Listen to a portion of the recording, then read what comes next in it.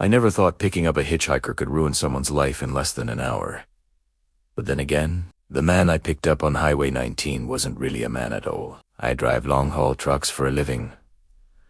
Night runs, mostly. Quiet highways, empty rest stops, and long stretches where you don't see another car for miles. The kind of silence that starts pressing against your skull if you don't keep the radio loud. It was around 2:40 a.m. when I saw him. A tall figure stood on the shoulder of Highway 19, lit only by my high beams. Long, dark coat, head slightly tilted, like he was listening to something I couldn't hear. His thumb was raised, the universal sign for help. I kept driving. But loneliness does things to your judgment. I slowed down and rolled the passenger door open. "Need a lift?" I called. The man stepped in without saying a word. The first thing I noticed was how cold the air around him felt, like he'd just stepped out of a freezer. I turned up the heater. He didn't take off his hood, didn't look at me, didn't shift in the seat. He just sat there, hands folded neatly, staring ahead. "Where you headed?" I asked. He finally turned his head toward me, and I swear I felt something shift in the air. His voice was soft. Too soft. It sounded like it was coming from the wrong distance. I laughed nervously. "That's not an address, buddy." He didn't respond, just drive on repeat, like an echo in my head. After about 10 minutes, I started noticing strange things. Every time I glanced at him, he was sitting differently, despite never having moved. Once his hands were in his lap. Next, they were pressed against the window, then folded behind his back. And I never saw the transitions. "Hey, are you all right? Primera, ask it." He turned to me again, but this time his hood had slipped just enough for me to see part of his face. Except it wasn't a face. It looked like skin stretched over something that didn't understand humans at all. No eyes, no features, just the suggestion of a face. I jerked the wheel.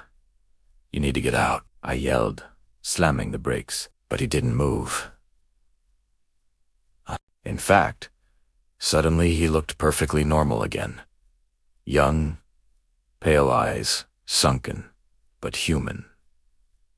"Don't do that," he said gently. "We're almost there."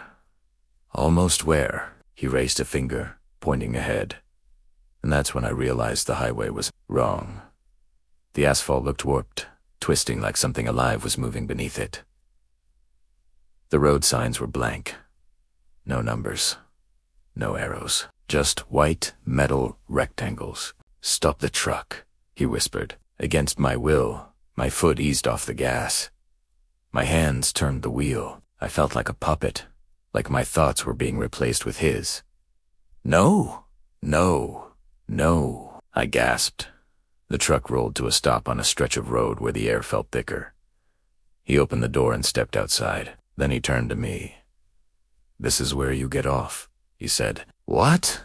"No, I picked you up." "Yes," he said simply. "Someone always does." He pointed to the road behind us. And when I looked, there were dozens of trucks and cars scattered along the shoulder. Headlights dim, doors open. Some still running. All abandoned. "Where are the people?" I whispered. He smiled, but the smile didn't match his face. It stretched wrong, as if he was borrowing the idea of one. "They're here," he said. "They just never made it back."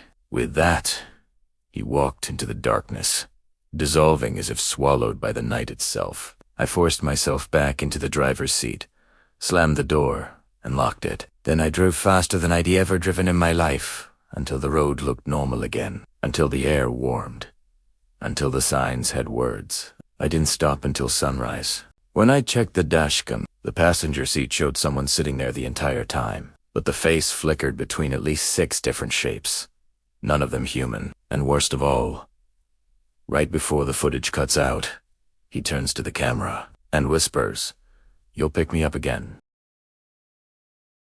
Imagine it's 4:20 a.m.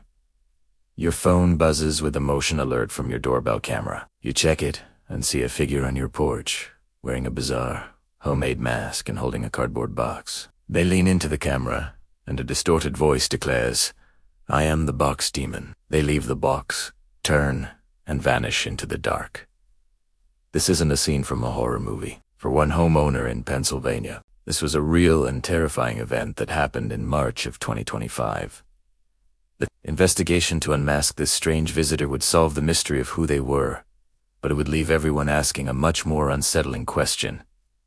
Why? This is the story of the Pennsylvania box demon, a case that was officially solved in under 24 hours, but whose real meaning remains a deeply disturbing mystery. It's a story that proves sometimes finding out who the culprit is only makes their actions even more terrifying. On the morning of March 11th, 2025, in the quiet community of North York Borough, Pennsylvania, a resident named Tammy McEnany was confronted by something incredibly strange. Her Ring doorbell had captured a visitor at the unnervingly specific time of 4:22 a.m. The person on her porch was a baffling sight. They wore a tidy hooded sweatshirt, but their face was hidden by a crude omimati mask. It looked like it was made from a paper plate, with large, unsettling eyes and a wide, toothy grin drawn on. Around the edge were multicolored tissue paper petals, making the mask look like a bizarre, wilting flower. This figure didn't just stand there. They leaned right into the camera, rang the doorbell, and delivered a message that would soon be all over the internet. "I am the box demon. I am the box demon. I leave you with this gift. This box is a gift for you." After the announcement, the box demon placed a large, empty cardboard box on the doormat, turned, and calmly walked away into the pre-dawn darkness. For Tammy McEnany, the discovery later that morning was jarring. Confusion quickly turned to fear. She had no idea who the person was, what box demon meant, or what the strange flower mask was supposed to be.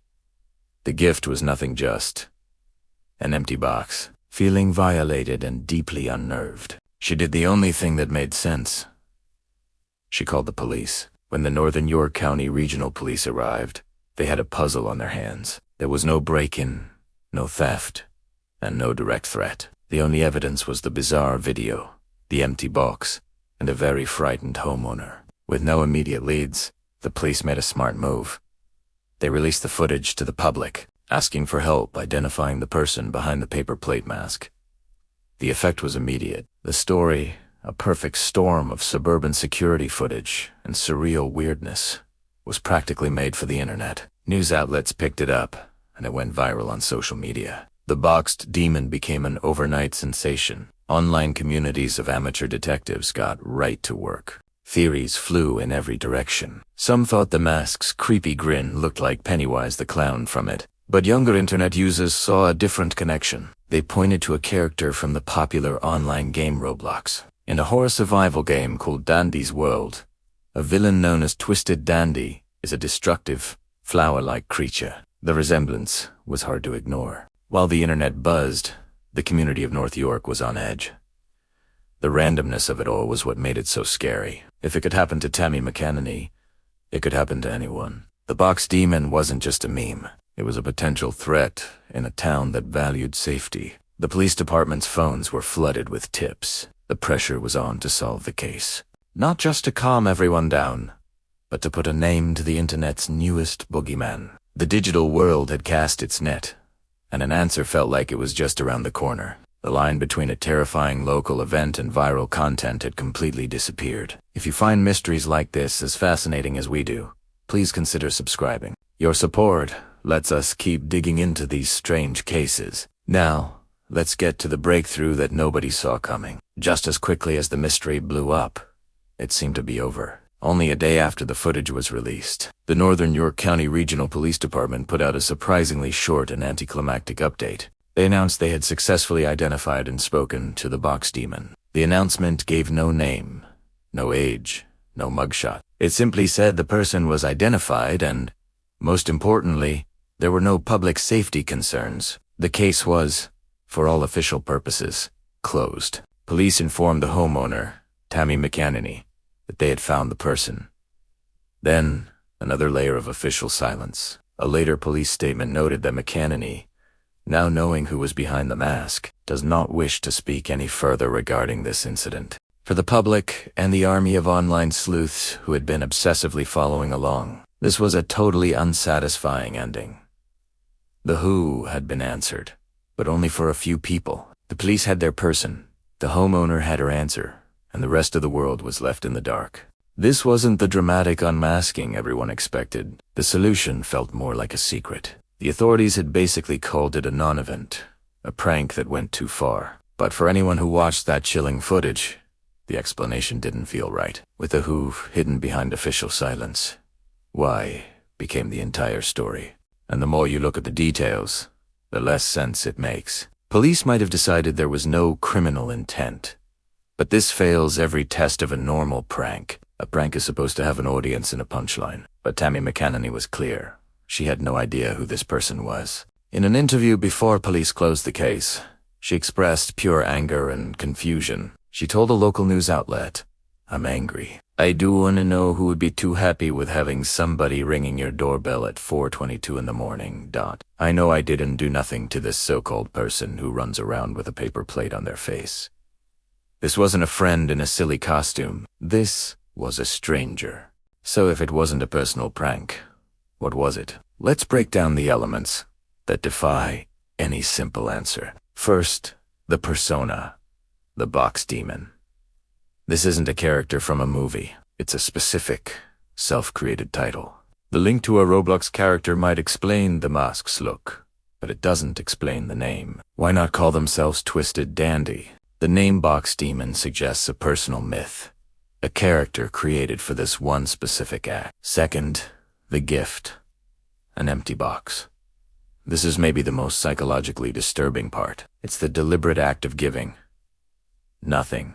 It's a symbol of a void. It isn't a threat of violence, but it's a profound violation. It's psychological theater designed to be unsettling, a promise that contains only absence. Finally, the targeting. Why this house? Why Tammy If it was a stranger, was the choice random? Or was there some twisted logic that made her the specific audience for this performance? Police have never released this information. By identifying the person but shielding their motive, they accidentally made the event even more terrifying. A monster with a clear reason is one kind of scary, but a monster who could be your neighbor, with no motive at all, is something else entirely. The lack of a why forces us to consider that maybe there is no why. It was just an act of pure, absurd, targeted strangeness. The story of the Pennsylvania box demon was officially closed in March 2025. Police did their job. They identified the person and determined no threat remained. But the case file is a ghost.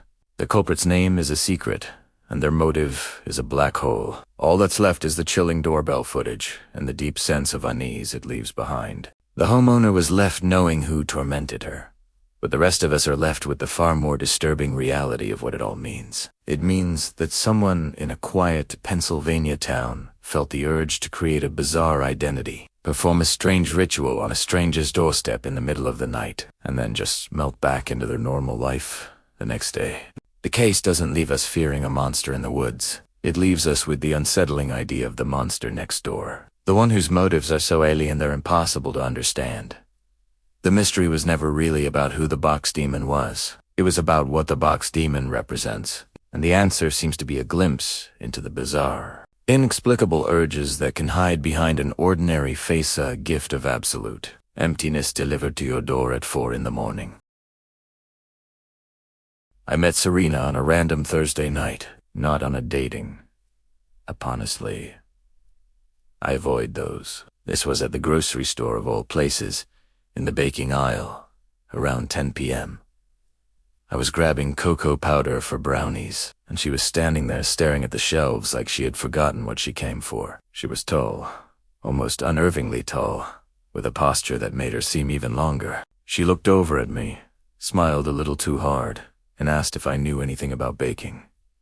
That's how it started. She laughed at everything I said, even things that weren't jokes. She talked extremely fast sometimes, and then extremely slow at other times. In hindsight, all the red flags were waving in front of me in full parade formation, but I ignored them because she seemed lonely. And for some reason, that made me feel obligated to be nice. When we walked outside to our cars, she kept lingering, And then she said, "I don't really want to go back to my place tonight. It's freezing in there. My landlord still hasn't fixed the heat." Before I could even think, I heard myself say, "If you want, you can warm up at my place for a bit." That was mistake number one. She walked in slowly, looking around my living room like she was memorizing it. I offered her some tea, but she asked for something with a kick, so I poured her a glass of whiskey. She gulped half of it instantly, then coughed so hard I thought she'd choke. "That was strong," she said, wiping her eyes. Her pupils looked huge in the warm yellow light. I tried to be polite. We talked about random things, childhood, music, winter holidays, but sometimes her answers didn't exactly match the questions I asked, and every now and then she'd de-tilt her head and stare at me like she was studying my face, like she was trying to decide something. I should have asked her to leave, but I didn't. At one point she noticed a photo on my wall, a picture of my grandparents' old lake house decorated for Christmas. "Oh my God," she said, with way too much excitement. "I love old-fashioned decorations. Do you have any, like the really old kind?" I told her I had some antique ornaments in a storage bin in the basement. Her eyes widened unnaturally. "Can I see them?" Her reaction felt off, but I didn't want to be rude, so I said sure. I went down the basement stairs, leaving her upstairs in the living room. As soon as I hit the bottom step, the basement felt colder. I looked around with my phone flashlight and saw nothing unusual. I found the bin and pried it open. The old ornaments were still wrapped in tissue paper glass bells, ceramic snowmen, metal tinsel my grandmother refused to throw away. I heard something above me. A quick series of steps. "Serena," I called out. No answer. I climbed up the stairs slowly, feeling uneasy. When I stepped into the living room, she wasn't there. At first, I assumed she went to the bathroom. I called her name. Silence. I checked the kitchen. Nothing. I walked down the hallway toward the bedroom, and that's when I noticed it. My front door was cracked open. A rush of cold air seeped inside. I looked outside. No footprints, no car, no sign she'd ever been there. It was like she walked into the night and vanished. I locked the door, confused and annoyed, mentally preparing to wipe her fingerprints off every whiskey bottle she touched. I sat down on the couch to clean up the glasses, and that's the last thing I remember before everything went completely dark. I woke up to absolute silence. No TV, no lights, no sound from outside. I felt heavier. My head was pounding. My limbs tingled like I'd been asleep for days. My phone was wedged under me. I pulled it out, and as the screen lit up, I froze, because there was someone standing in front of me. A silhouette. Tall, long arms, face completely shadowed. I whispered, "Serena." No response. I slowly lifted the flashlight and turned it on. And yes, it was her, but her expression, it didn't look human anymore. Her eyes were wider, her jaw slack, her breathing shallow like something was malfunctioning. She wasn't blinking. She wasn't talking. She was just staring at me, completely still. I tried to get up, but my arms buckled. I felt drugged, weak, helpless. I croaked out, "What did you give me?" "Nothing." Then, without warning, she turned sharply toward the hallway, and she sprinted. I could hear her footsteps thundering through my house, way louder than any normal person could make them. She barreled down the hall. Then the basement door slammed so violently the house shook. I lay frozen, helpless, until the drug finally loosened its grip. When I could finally move again, I forced myself up and flicked on the light. The basement door was open. That wasn't what scared me. The part that froze my blood was what I saw outside through the front window. Footprints. Fresh footprints leading up to my house. But the front door, still locked. Someone came in without using it, and then I noticed the missing things. All my medicine bottles were gone. Every supplement, every prescription, every old pain pill from a surgery years ago, even the cough syrup. She didn't touch my wallet. She didn't take electronics. She didn't take cash. She only took things she could use, or abuse. I called the police, filed a report, explained everything. Although I left out the part where she was standing in my living room after disappearing. That part no one would believe. They found nothing. No ID. No record. No trace of any Serene matching her description. I tried to go back to normal, but on the second night, at 3:17 a.m., I woke up. 2 footsteps. In the basement. Slow, dragging, uneven footsteps. I grabbed my phone with shaking hands and dialed 911. But before the operator answered, the footsteps stopped. Silence. And then a single knock. From the inside of the basement door, 3 taps. Slow. Deliberate. Like she was letting me know she wasn't finished with me. The police found nothing. Again. But I know what I heard. I know what I saw. And now, every night, I sleep with the bedroom door locked. Because I don't think she ever left. I think she's still somewhere below my house, waiting for another chance. And considering how many pills she stole, I'm terrified of what version of her is still down there. It's strange how silence feels different depending on where you are in life. When I was in a relationship, silence was peaceful. It was a lazy Sunday morning or a quiet drive home. But after my 2-year relationship ended and I found myself living alone in a corner townhome, the silence started to feel heavy. It felt like it had weight. I'm an accountant. It's a steady job, good money. But let's be honest, it's miserably boring. My days are filled with spreadsheets and numbers, and coming home to an empty house became a routine I started to dread. At first, I thought I wanted the privacy. I told myself, finally, I can do whatever I want. But after the first month, the novelty wore off. I realized that maybe I'm not built for solitude. I missed having noises in the house that I didn't to make myself. That desperation is dangerous. It makes you ignore your instincts. It's exactly why I was constantly swiping on Tinder, Hinge, Bumble, name it. I just wanted to get out of the house. I wanted a distraction. This all happened last December. The holiday season is the worst time to be single. Everywhere you look, there are couples, lights, and reminders of togetherness. I had matched with a girl named Sarah back in October. We exchanged a few messages. She added me on Snapchat, but it quickly fizzled out. She became one of those ghosts who just watched my stories but never replied. It happens all the time in modern dating, so I didn't think much of it.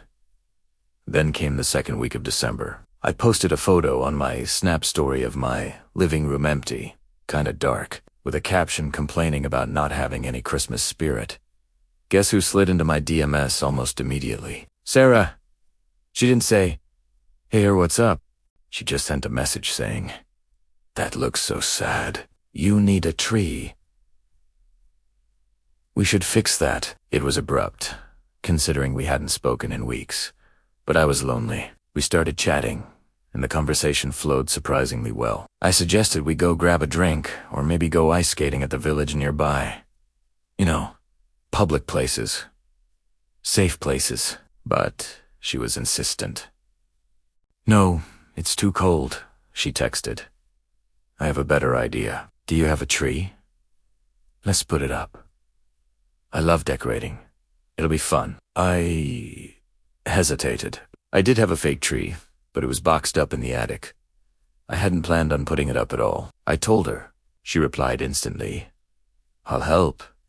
I can come over tonight around 9. Looking back, that was the first red flag. Who invites themselves over to a stranger's house at 9 p.m. on a Tuesday to move boxers? But my brain wasn't looking for red flags. It was looking for company. I said yes. I looked at the clock. It was 7:30 p.m. Panic set in. My place was a mess. Since the breakup, I hadn't exactly been on top of the chores. I grabbed my keys, rushed to the liquor store to buy a decent bottle of Cabernet, and then sped back home. I spent the next hour frantically vacuuming, wiping down counters, and trying to make the place look presentable. I wanted to impress her. By 9 p.m., I was sweating, but the house looked good. I sat on the couch, poured myself a glass of water, and turned on the TV, trying to look casual.